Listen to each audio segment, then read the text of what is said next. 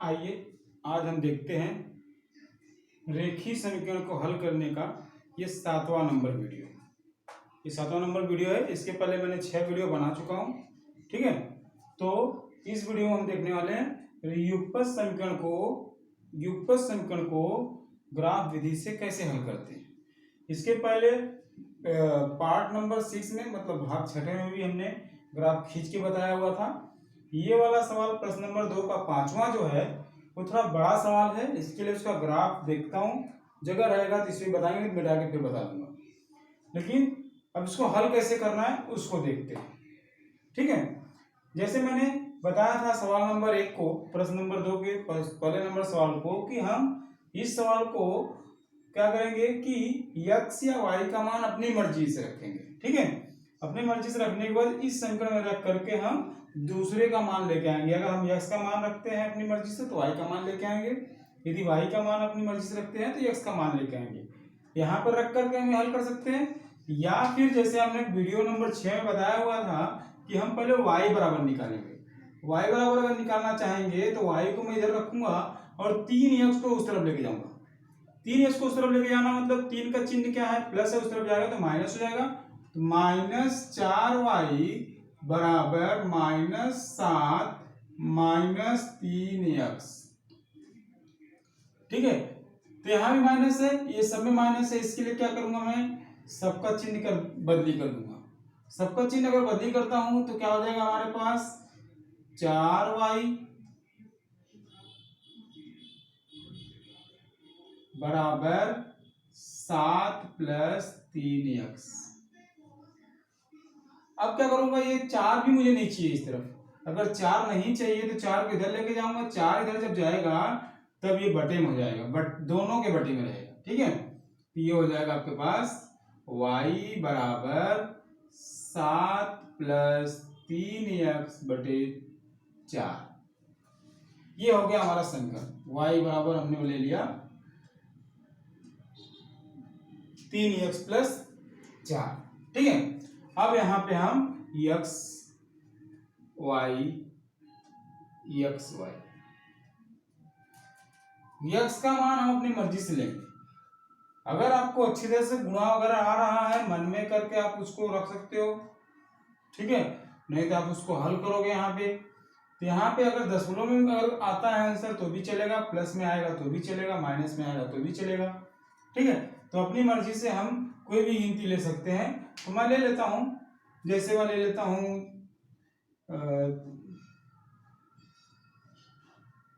1 3 5 और चलो 6 ले लिया। 1 3 5 6 ले लिया मैंने। अब इसको मैं यहाँ पे रखूंगा, तो जैसे पहले सवाल में हमने किया है वैसे करेंगे। लिखूंगा x बराबर 1 हो तो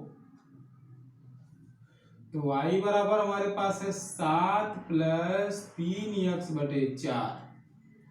कहने का मतलब ये है कि x जगह हमको 1 रखना है, तो 7 + 3 × 1 बटे 4।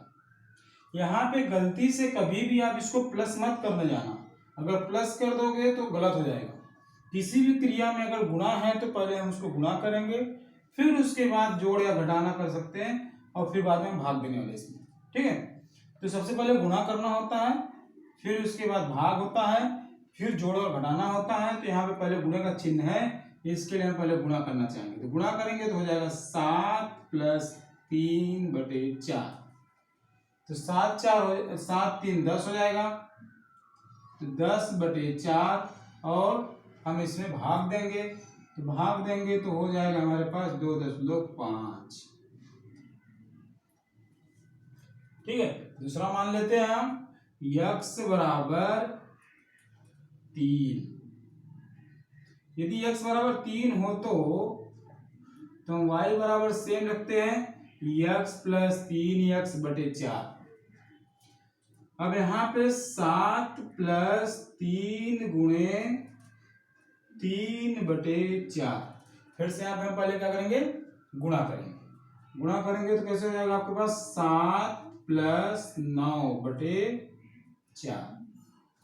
7 + 9 हो जाएगा आपके पास 16/4 मतलब 4। फिर अगला ले लेते हैं, 5 है आपके पास, तो x बराबर 5 हो तो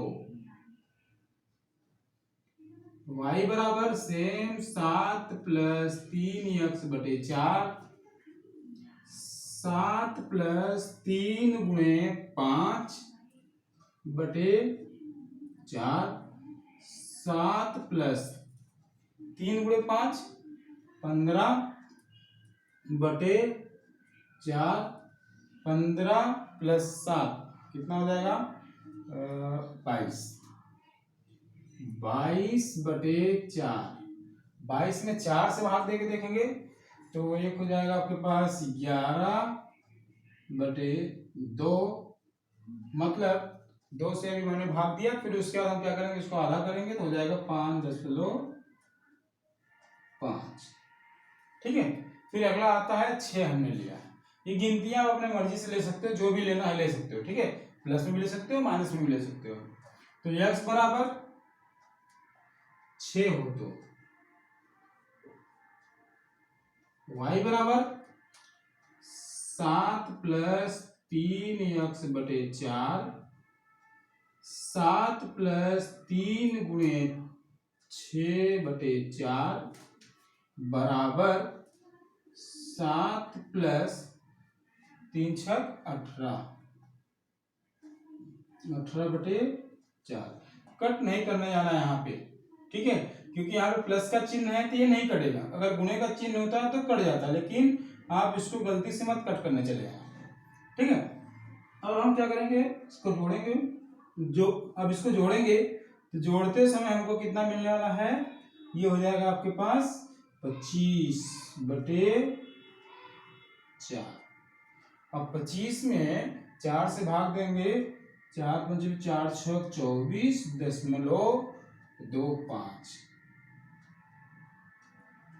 24.25 है। ठीक है, तो अब हम क्या करेंगे इसमें, अब ग्राफ पे जब लेंगे तो हम एक अंक ही तक जा सकते हैं, 2 अंक तक नहीं जा पाएंगे ग्राफ पे। ठीक है, तो इसके लिए क्या करेंगे, इसको हम एक अंक में बदली करेंगे 10 के एक अंक में, तो लगभग कितना आ जाएगा, ये 6.3। ठीक है, ये हो गया हमारा। अब इसको टेबल को भर देते हैं, तो हमारा आंसर आया था 2.5, फिर 4, फिर 5.5 और फिर 6.3। तो 1, 2.5, 3, 4, 5, 5.5, 6, 6.3। ये हो गया पहला नंबर सवाल जो था। अब दूसरे नंबर सवाल पे आते हैं। दूसरा नंबर सवाल है आपके पास 5x - 2y = 0। ठीक है, तो इसमें हम क्या करेंगे, पहले y बराबर बनाना चाहेंगे, जैसे हमने इसमें बनाया था, तो बनाना चाहेंगे हम -2y = 5, इधर गया तो -5x, दोनों तरफ माइनस है तो माइनस हटा देता हूँ, 2y = 5x। अब 2 किधर ले लेता हूँ, y = 5x/2। कभी भी y के साथ हम चिन्ह नहीं रखेंगे, अगर माइनस रहेगा तो माइनस को उस तरफ लगा देंगे, अगर कोई गिनती रही तो भी उस गिनती को उस तरफ लेके जाएंगे। ठीक है, अब ले लेते हैं x y x y x y, फिर से x y ले लेते हैं हम। तो हमारे पास अब कोई गिनती लेते हैं, तो गिनती लेते समय क्या होगा, हम यहाँ अपनी मर्जी से लेना चाहेंगे तो कोई भी गिनती आप ले सकते हो। तो ले लेता हूँ मैं, एक 0 ले लेता हूँ, और फिर 2 ले लेता हूँ, फिर 3 ले लेता हूँ, और -1 ले लेता हूँ। ठीक है, हालांकि सभी गिनती आप प्लस में लोगे तो अच्छी बात होगी, क्योंकि आपको प्लस माइनस का थोड़ा सा कंफ्यूजन रहेगा, तो आप माइनस में भी ले सकते हो, ऐसा कुछ नहीं है। ठीक है, अब इसको हल करना चाहेंगे, जैसे हमने इसको हल किया, x = 1 x बराबर 0 हो तो क्या है, y बराबर 5x/2, मतलब 5 गुणे 0/2, मतलब 0/2, मतलब 0। ठीक है, अब उसके बाद आते हैं x बराबर 2 हो तो y बराबर 5x/2, तो 5 गुणे 2/2। अच्छा, अब देखो यहाँ पे गुणे का चिन्ह है तो मैं इस 2 को कट कर सकता हूँ, ठीक है, या फिर गुणा करके आप 2 से भाग दो तो भी चल जाएगा। तो मैं इसको कट कर देता हूँ तो आ जाएगा 5। फिर x बराबर 3 हो तो y बराबर 5x/2, 5 गुणे 3/2, 5 तिहाई 15/2, मतलब 7.5 भाग दे देंगे, 7.5 आएगा। x बराबर -1 हो तो y बराबर 5x/2 बराबर हमारे पास है 5 गुणे -1/2 बराबर -5/2, मतलब -2.5।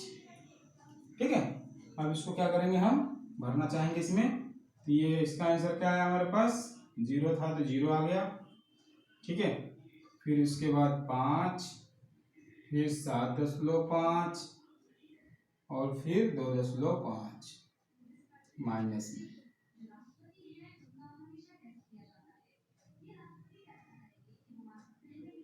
ठीक है, तो ये हो जाएगा 0 0 2 5 3 7.5 -1 -2.5। ठीक है, अब इसको लेकर के हम क्या करेंगे, ग्राफ बनाएंगे। अब इसको हमको ग्राफ बनाना है, तो ग्राफ पेपर पे जाएंगे हम, ग्राफ पेपर पे जाने के बाद इसको वहां पे प्रस्थापित करेंगे। ठीक है, तो अब देखते हैं ग्राफ पे कैसे बनाते हैं। ठीक है, अब हम आते हैं ग्राफ पे। ग्राफ पे आपको पता है कि ग्राफ बुक पे हम ऐसे ले लेते हैं करके। ठीक है, ग्राफ पे ड्रॉ कर लेंगे। ड्रॉ करने के बाद हम ग्राफ पे ड्रॉ करेंगे। आपको पता है कि इस तरफ प्लस होता है, इस तरफ माइनस, इस तरफ प्लस, इस तरफ माइनस, ये एक्स एच, ये वाई एच और ये पैमाना। ठीक है, जिसको नहीं आता है ग्राफ पे लेना उसको ही बता देता हूँ। यहाँ पे देखिए ये 1 सेंटीमीटर का है। ठीक है, ये मान लो ये आपका 0 है तो ये आपका 1 है। ठीक, तो यहाँ भी 0 है तो ये आपका 1 है। ठीक है, तो यहाँ से ये आपका 0 वाला है। ठीक, यहाँ पे आपके पास 0 है तो ये आपका 1 हो गया, यहाँ 0 है तो ये आपका 1 हो गया। अब इस 1 के बीच में ये डार्क लाइन है, ये जो लाइन चली है आपके ग्राफ पेपर पे 3 प्रकार की लाइन है। ठीक है, एक डार्क लाइन है, एक उससे पतली लाइन है, एक सबसे पतली लाइन है। तो आपको ये लाइन जो खींचनी है डार्क वाली लाइन पे खींचनी। ठीक है, ये डार्क वाली लाइन पे हमने ले लिया 0, फिर 1, फिर इस तरह से 2 3 4 5, ये 0 1 2 3 4 5, फिर यहां से यहां तक के बीच में एक हल्की लाइन है जिसको हम 5वें नंबर की लाइन बोलते हैं। ठीक है, तो ये 5वें नंबर की बीच वाली लाइन है जिसको हम बोल सकते हैं 0.5, बीच वाली लाइन है, ये बीच वाली लाइन। ठीक है, 0.5 है। तो यहां से यहां तक के इनके बीच में, पूरे के बीच में कितनी, पूरी टोटल 10 लाइनें होती है। यहां से यहां तक 10 लाइनें होती हैं, तो यहां से यहां तक भी 10 लाइनें होती हैं, यहां से यहां तक भी 10 लाइनें होती हैं। ठीक है, तो कुल इसमें 100 डब्बे होते हैं, 10 ऐसे 10 ऐसे, तो टोटल जो डब्बे होंगे वो कितने होंगे, 100 होंगे। तो हम 0 और 1, मैं इसको इसके लिए बता रहा हूँ क्योंकि हमारे पास दशमलव में आंसर आया हुआ है। ठीक है, तो दशमलव में जब आंसर आया है तो जैसे मान लो आपके पास 2.5 लेना है, 2.5 अगर लेना है तो ये मेरा 2 हो गया। अब उससे आगे जाना है तो उससे आगे 5 लाइन, ये वाली जो लाइन होगी ये 2.5 की होगी, ठीक है। तो इसे यहाँ ऊपर अगर जाना है 2.5, ये अगर 2 है तो ये वाला 2.5 का हो जाएगा। अगर 2.3 लेना है, ठीक है, 2.3 अगर लेना है तो 2.3 लेना है तो यहाँ पे आपके पास तीसरे नंबर की लाइन लेनी है।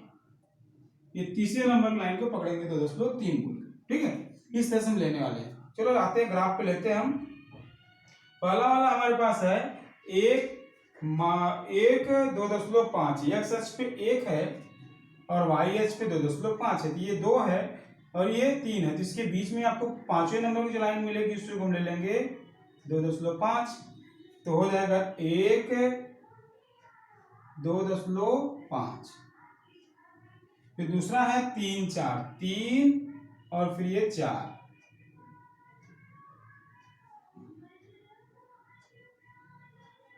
ठीक है। फिर 5 पे 5.5, ये 5, फिर ये 5.5, तो 5.5 पे आपको लेना है यहाँ पे।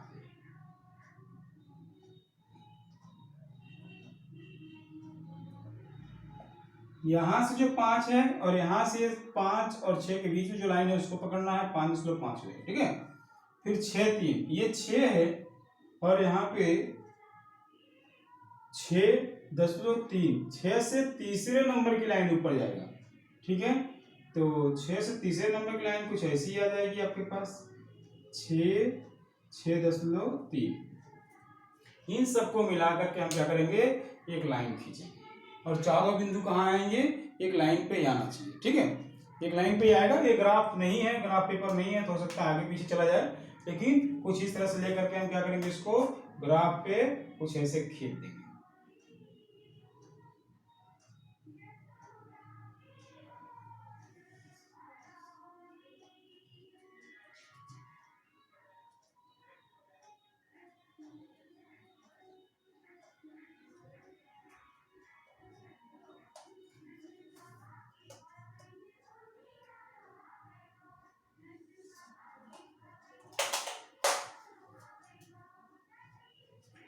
अब इस लाइन पे हम लिख देंगे समीकरण। समीकरण था हमारे पास 3x - 4y, यहाँ पे लिख देता हूं मैं 3x - 4y बराबर -7। ये हो गया पहला ग्राफ, ठीक है। अब आते हैं दूसरे ग्राफ पे। दूसरा ग्राफ है आपके पास 0, 0, तो 0, 0 आपके पास यहाँ पे आ जाएगा। फिर उसके बाद 2, 5, x पे 2, y पे 5, तो यहाँ पे आएगा।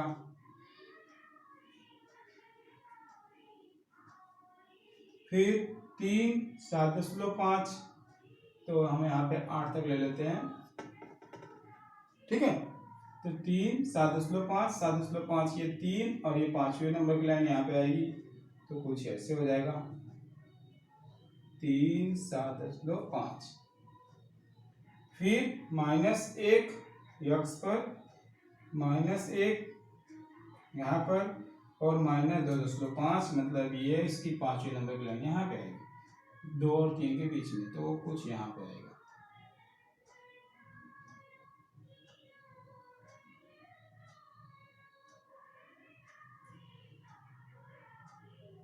-1 -2.5। तो इस तरह से हमने चारों बिंदु को ले लिया। चारों बिंदु को लेकर के हम क्या करेंगे, लाइन खींच देंगे, ठीक है। लाइन खींचते समय हम ये